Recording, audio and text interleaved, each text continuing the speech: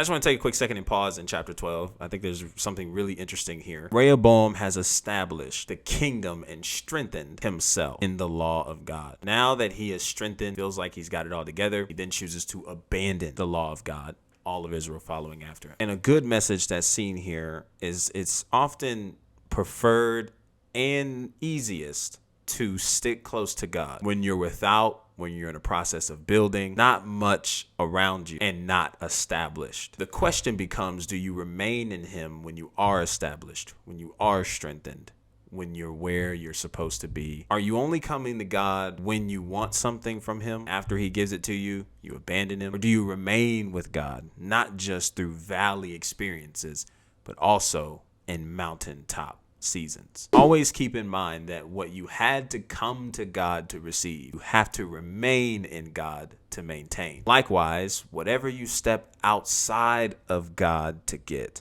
you must remain outside of his will to keep. So a good heart reflection from this video, I pray you apply. Are you remaining with God when things look good, when life is going great, when you're in your summer seasons and mountaintop experiences? Or are you just sticking with God when things get bad enough? When you're just afloat, you dip. Reflect on these things. And as always, go with God.